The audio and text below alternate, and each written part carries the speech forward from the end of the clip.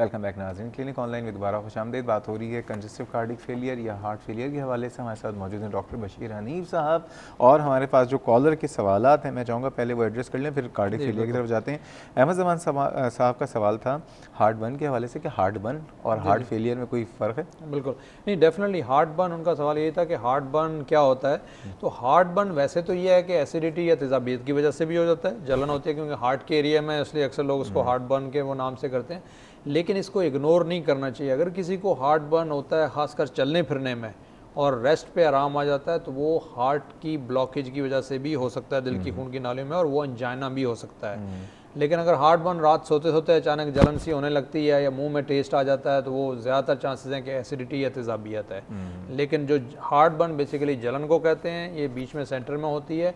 लेकिन हमेशा याद रखें, कोई भी सिम्टम आपको चलने फिरने में हो तो उसको हार्ट का वर्कअप होना चाहिए। ठीक है। और हार्ट रेट का जहाँ तक मामला है, जैसे कि उनका भी एक सवाल था कि हार्ट रेट ऊपर नीचे क्यों होता है। दूसरे शब्बीर साहब का सवाल ये था कि उनकी हार्ट बीट जो है जी बिल्कुल बड़ी रहती है, और उनका ब्लड प्रेशर भी 177/110 रहता है, और इनफैक्ट कि वो दवा भी ले रहे हैं उससे भी कंट्रोल नहीं हो पा रहा। 49 ईयर्स एज है, क्या कहेंगे? जी, एक तो ये कि हार्ट बीट नॉर्मली भी वेरी करती है। अगर आप दिन में मॉनिटर करें, ज़रा सी भी एंजाइटी या स्ट्रेस होगा, हार्ट बीट बढ़ जाएगी। जब आप रिलैक्स होंगे, हार्ट बीट स्लो हो जाएगी।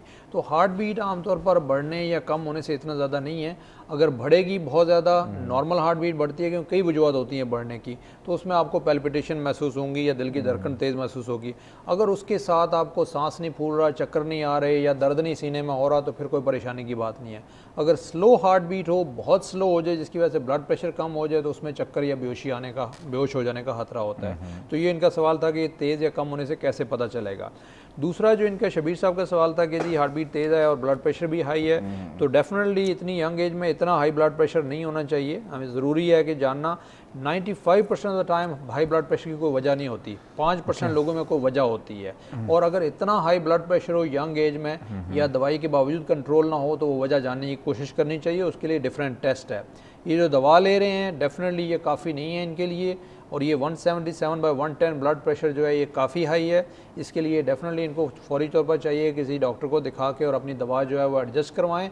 और ये कोई मुश्किल काम नहीं है। दवाइयाँ आजकल बहुत ही इफेक्टिव दवाइयाँ हमारे पास मौजूद हैं, और जिस तरह ये चाह रहे हैं कि 120-180 तक आ जाएगा, लेकिन डेफिनेटली दवाई लेनी होगी, और वो ये जो काफ़ी नहीं है उनके लिए, और उससे इंशाल्लाह कंट्रोल हो जाएगा। ठीक है। इस पे शबीर साहब इंशाल्लाह अगले हफ्ते में कोशिश करूँगा कि एक प्रोग्राम दोबारा रखूँ और उस पर तफसीलन ब्लड प्रेशर और हार्ट रेट के हवाले से भी बात करूँ। डॉक्टर साहब, दोबारा मैं कार्डिक फेलियर या हार्ट फेलियर की तरफ आ जाता हूँ।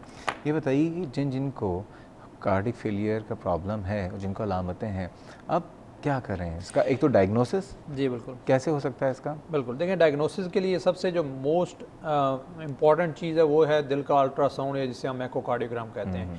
ये हमें ओवरऑल हार्ट के पट्टों के बारे में, वाल्व्स के बारे में, और वीक हैं या नॉर्मल पंपिंग फंक्शन है या रिलैक्स कर रहे हैं सही या नहीं कर रहे, उससे हमें सारी इन्फॉर्मेशन मिल जाती है।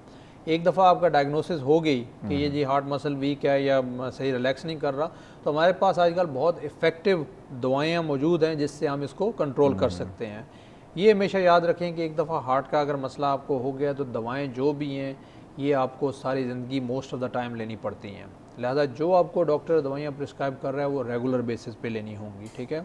और इसमें मुख्तलिफ दवाइयाँ मौजूद हैं जो कि दी जा सकती हैं। और उसके बाद आप लाइफस्टाइल जो लाइफस्टाइल में आपने चेंजेस करनी है हार्ट फेलियर के मरीज़ के लिए, एक तो ये है कि नमक का इस्तेमाल जो है आपने कम करना है। कोई एक्स्ट्रा सॉल्ट उसमें ऐड नहीं करना। जो ज़्यादा नमक वाली चीज़ें हैं जैसे चटनी अचार वगैरह हमारे उसमें कॉमन है, वो अवॉइड नहीं। अब जैसे घर का खाना बन रहा है तो उसमें क्या करें, नमक न डालें? नहीं, ऐसा नहीं, फीका खाना नहीं है, हाँ वो खा ही नहीं सकेंगे और पॉसिबल भी नहीं हो सकता। हफ्ता खाएं, 2 हफ्ते खाएं, फिर नहीं खा सकें। कम नमक डलवाएं जो खाने में होना चाहिए, लेकिन ऊपर से ऐड ना करें नमक, ठीक है। जो सॉल्ट जो होता है वो टेबल से हटा दें। जी, मतलब अचार में चटनी में बहुत नमक होता है, तो ये आप अवॉइड करें उसमें डालने के लिए। उसके अलावा ये है कि अगर कोई बार बार खुदा न खास्ता फेफड़ों में पानी जमा हो रहा है, अस्पताल में बार बार एडमिट का हो रहा होता है, तो हम उनको ये कहते हैं कि आप पानी की मिकदार भी कम रखें। जहाँ प्यास लगी है पिएं, लेकिन एक्स्ट्रा पानी ना पिएं। और दूसरा ये है कि फिर कुछ दवाइयाँ, अच्छा एक और चीज़ ये कर सकते हैं कि जितने भी मरीज़ जिनको क्रोनिक हार्ट फेलियर का मसला होता है, उनका एक तरीका, एक तो यह है कि सांस अगर फूलने लगा है या सूजन होने लगी है, तो कुछ दवाइयाँ हैं जो कि पेशाब के ज़रिए पानी को निकालते हैं, वो आप एक्स्ट्रा डोज में ले सकते हैं।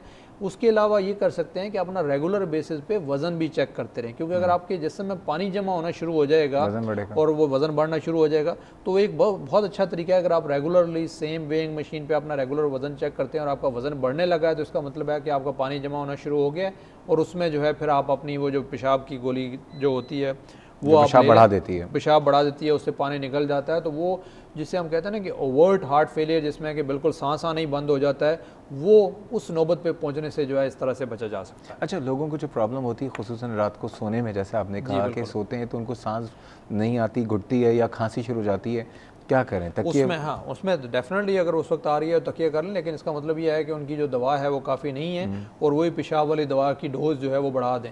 अगर वो 1 टैबलेट ले रहे हैं तो 2 लेना शुरू कर दें, 2 ले रहे हैं तो 3 लेना शुरू कर दें।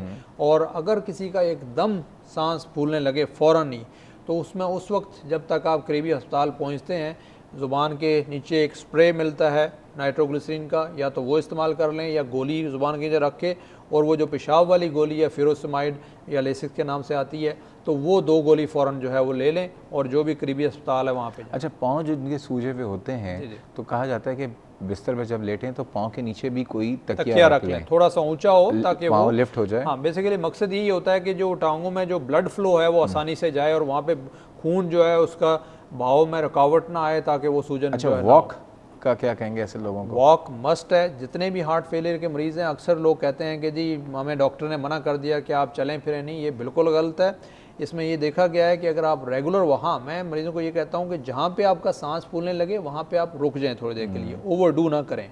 लेकिन अगर वो रेगुलर वॉक करते हैं, लेट्स सी 15 मिनट अगर करते हैं या 20 मिनट अगर रोज़ करते हैं, तो उसका हार्ट फेलियर या फेफड़ों में पानी जमा होने से उससे बचा जा सकता है। और ये देखा गया है कि रेगुलर वॉक से ओवरऑल जो चांसेस हैं हार्ट फेलियर बार बार उसमें अस्पताल में जाने के, वो कम हो जाते हैं। तो वॉक डेफिनेटली करें, लेकिन जहाँ पे तकलीफ होने लगे वहाँ पे रुक जाएं, और आपका जिस्म आपको खुद ही बता देगा कि अब आप आगे नहीं जा सकते।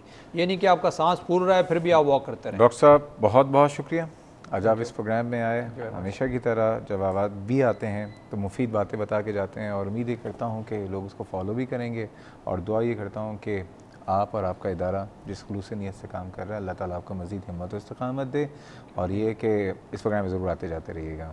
नाज़रीन, ये था हमारा आज का प्रोग्राम, और एक चीज़ जो कि मरीज़ों को बताई जाती है, मैं चाहता हूँ कि हम सब आज से शुरू कर दें। वॉक, चलना फिरना बहुत ज़रूरी है, बहुत अच्छा होता है लाइफ में चलना फिरना, हरकत में बरकत होती है।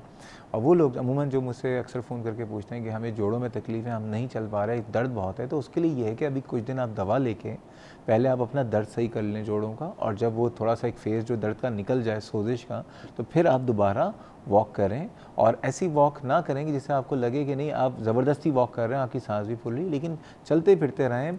क्योंकि अक्सर लोगों को जो है, जिनको कार्डिक प्रॉब्लम होती है, जिनको लिटाल दिया जाता है कि अब्बा या अम्मा जब आप लेट जाएँ बस अब आप आराम करें, दिस इज़ नॉट फेयर। ये उनके लिए आप मज़ीद जो है, आपकी मोहब्बत नहीं, आप उनकी मज़ीद सेहत को डिटोरिएट कर रहे हैं। दूसरा ये है कि ब्लड प्रेशर जो है, मैं दरख्वास्त करूँगा लोगों से कि आपको नहीं पता होता और ब्लड प्रेशर बढ़ा रहता है, और वो सालों साल तक बढ़ा हुआ होता है, और जब पता चलता है तो आप कहते हैं कि हमारे तो कल पता चला है, और कल से बढ़ा है, वो कल से नहीं बढ़ा होता। अक्सर 10-10 साल से डायबिटीज़ या ब्लड प्रेशर मौजूद होता है। तो अपने किसी एक फ़िज़िशियन से दोबारा कि एक राब्ता कर लीजिए, एक रिश्ता बना लीजिए एक फ़िज़िशियन से, पूरी फैमिली का, हर 2 महीने, 3 महीने, 5 महीने में जाके अपना ब्लड प्रेशर पूरी फैमिली का एक चेकअप ज़रूर करवाए कीजिए, कि खुदा न सा कोई प्रॉब्लम हो तो उसका पहले से पता चल जाए। तो ज़ाहिर बात है कि ब्लड प्रेशर अगर आप रखकर रहेगा तो आगे जाके वो कार्डिक फेलियर का सबब बन सकता है।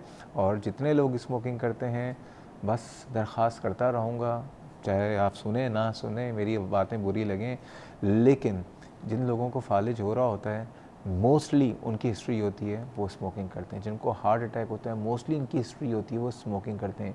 कैंसर्स, जितने कैंसर्स हैं, मैं बहुत सारे कैंसर्स और टाइम नहीं गिनवा सकता हूँ, मोस्टली जो है उसको जो रीज़न है वो स्मोकिंग है। अगर आप इन तमाम चीज़ों में खुदा ना खास्ता पढ़ना चाहते हैं तो फिर आपकी मर्ज़ी है। एनीवेज़, ये प्रोग्राम था हमारा, इस मुतालिक कोई फ़ीडबैक या सजेशन हो तो आप मुझे ईमेल कर सकते हैं cliniconline@health-tv.tv, या फेसबुक पे जाके क्लिनिक ऑनलाइन के पेज पे सब्सक्राइब करके, और सब्सक्राइब करना बहुत आसान है, उसमें लाइक डिसलाइक का जो भी ऑप्शन है उसको क्लिक करके अपने सवाल फीडबैक से हमें आगाह कर सकते हैं। कल बच्चों के हवाले से प्रोग्राम करूँगा, बच्चों की बीमारी के हवाले से। कल तक के लिए अल्लाह हाफ़िज़।